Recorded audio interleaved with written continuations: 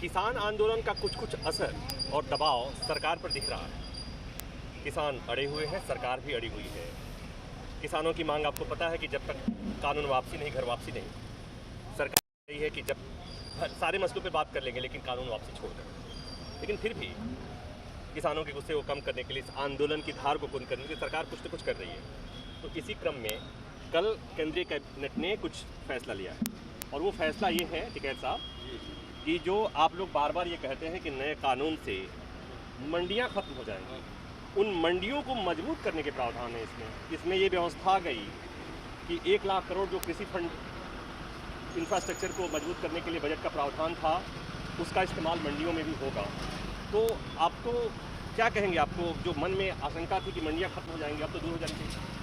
नहीं, कितने दिन तक होगा? क्या मंडियों की पूरी सैलरी, मंडी का रख रखाव वो फंड से होता रहेगा कंटिन्यू? कितने साल होगा? वो तो बात यही आ गई, आपको भरोसा दिया जा रहा है कि भाई मंडियां खत्म नहीं होंगी। ये बजट के दौरान भी सरकार ने कहा था और अब जब इस कल के फैसले में जब कहा गया कि उसको और मजबूत किया जाएगा, तो मजबूत करने का मतलब ही होता है खत्म नहीं हो रहा है। फार्मूला भी तो बता दूँ, कौन सा फार्मूला? क्या सारी चीज़ जो सरकार कह रही है वो हो जाती है? 15 लाख रुपए बिके, 2 करोड़ नौकरियां भी कही मिल गई। गन्ने का भुगतान सुप्रीम कोर्ट ने भी कह रखा कि 14 दिन में होना चाहिए। गन्ना एक्ट में क्या मिल गया? कौन सा काम हो गया? एमएसपी पे पूरी खरीद होगी, क्या हो गया वो बता दो। तो मतलब ये कि सरकार कुछ भी कर ले, कर सरकार पर भरोसा सरकार जो कह रही वो करती नहीं। हमें लिखत पढ़त में चाहिए भाई सारी चीजें। केंद्रीय मंत्रिमंडल का फैसला है उसमें। मंत्रिमंडल का फैसला तो पहले भी है, फैसले मंत्रिमंडल के फैसले तो हो सारे। एमएसपी का भी मंत्रिमंडल का फैसला है। क्या खरीद होती है? कहाँ खरीद करवाओगे, कहाँ भिजवाओगे उसको बताओ। ये सरकार आपकी है, उसके प्रति इतना अविश्वास? हाँ, अविश्वास है, अविश्वास। आप ही लोगों के गुस्सा को कम करने के लिए, भरोसा जताने के लिए सरकारी फैसला किया। नहीं पकड़ ना, गलत हुआ है ना, नहीं करा कोई फैसला। तो क्या अभी आपको लगता है कि इसके बावजूद भी मंडियां खत्म होगी मंडियाँ? वो पूरा डाटा है, मैं दिखा देता हूँ पूरा डाटा। 48 मंडी मध्य प्रदेश की बंद की, उसमें 1 क्विंटल भी फसल नहीं गई। अगर मंडियों के अंदर फसल नहीं जाएगी तो कैसे मंडियाँ चलेगी? खरीद बाहर होगी, वो दुकानदार अंदर बैठा रहेगा, खरीद वो बाहर करेगा।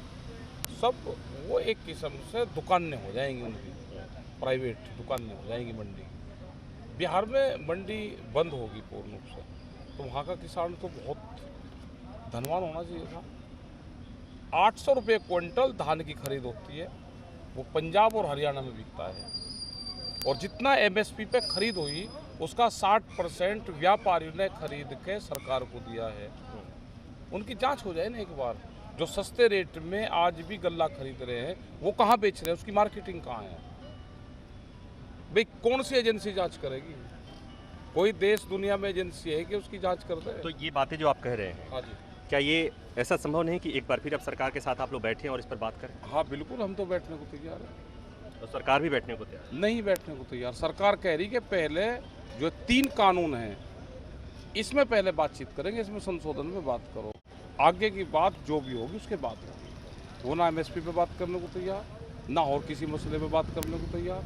वो कह रही है कि पहले इन 3 कानून पर बात करें, इनका समाधान होगा, उसके आगे ही फिर बातचीत होगी। मुश्किल यही है, किसानों को सरकार पर भरोसा नहीं है, तो ऐसे में बात कैसे बनेगी?